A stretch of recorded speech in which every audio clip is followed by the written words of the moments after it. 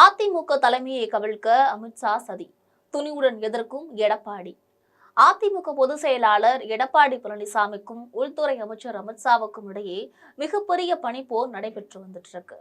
அதிமுக பாஜக இடையே தொகுதி பங்கீடு குறித்து இந்த மோதல் நடைபெற்று வருவதாக வெளி உலகத்திற்கு தெரிகிறது. ஆனால் உண்மை நிலவரம் வேறு மாதிரியாக இருக்கிறது.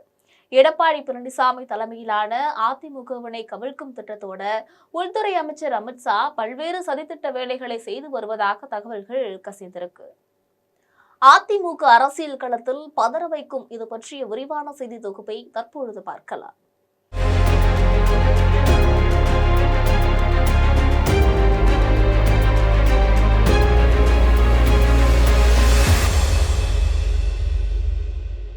வரக்கூடிய சட்டமன்ற தேர்தலை எதிர்கொள்ளக்கூடிய வகையில அதிமுகவும் பாரதிய ஜனதா கட்சியும் கூட்டணி போட்டு பயணம் செஞ்சு வந்துட்டு இருக்கு. இரு கட்சிகளும் கூட்டணி அமைத்த நிலையில ஆரம்பம் முதலே மோதல் போக்குகள் தொடங்கிவிட்டன.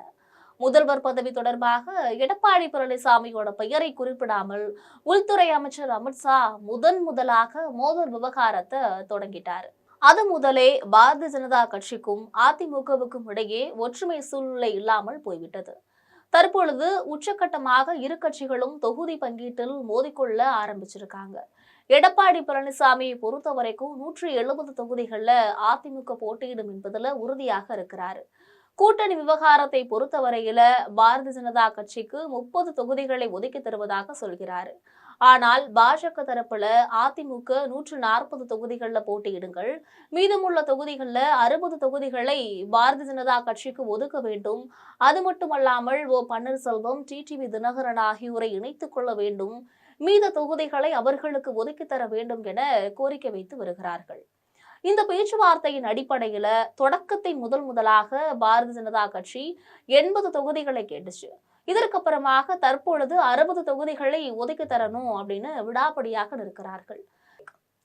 இதனுடைய பின்னணியில உள்துறை அமைச்சர் அமித்ஷாவின் ராஜதந்திர வேலைகள் இருப்பதாக சொல்லப்படுகிறது.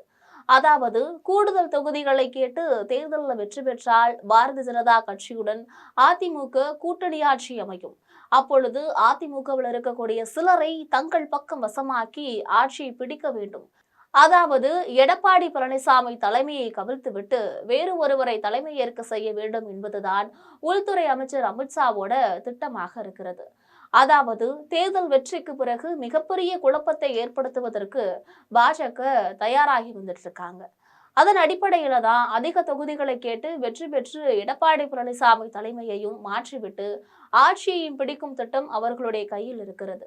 உள்துறை அமைச்சர் அமித்ஷாவின் இந்த சதி திட்டத்தை எடப்பாடி பழனிசாமி அறிந்து கொண்டாரு.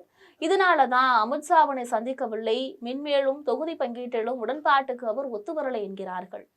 இதற்கிடையே தமிழகம் வந்த உள்துறை அமைச்சர் அமித்ஷா எந்த இடத்திலும் எடப்பாடி பழனிசாமியின் பெயரை கூட குறிப்பிடவில்லை என்பது குறிப்பிடத்தக்கது. அதிமுக முன்னாள் அமைச்சர் வேலுமணியை அழைத்து தொகுதி பங்கீடு குறித்து பேசி அனுப்பியிருக்கிறார். வேலுமணியிடம் அமித்ஷா 60 தொகுதிகளை கேட்டு கோரிக்கையும் வச்சிருக்கிறாரு.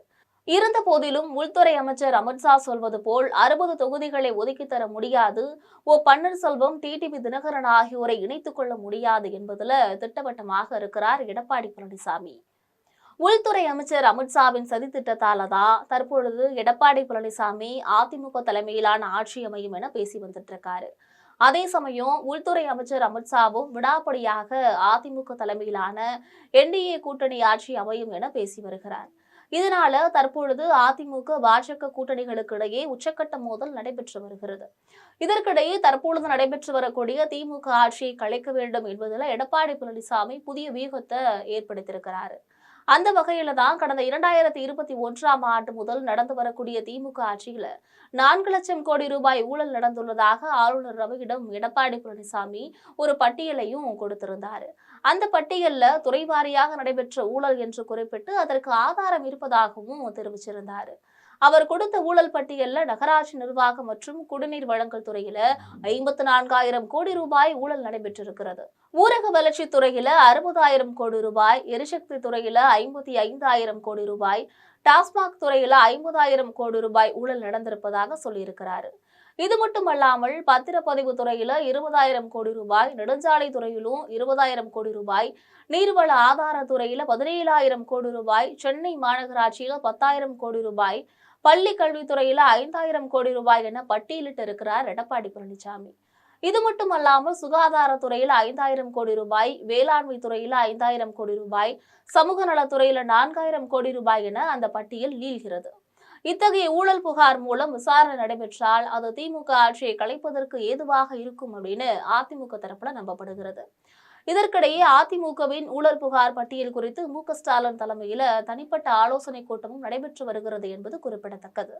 இது போன்ற அரசியல் பின்னணி செய்திகளை அன்றாடம் தெரிந்து கொள்ள எப்பொழுதும் ஜெம் தொலைக்காட்சியுடன் இணைப்பில் இருங்கள். நன்றி.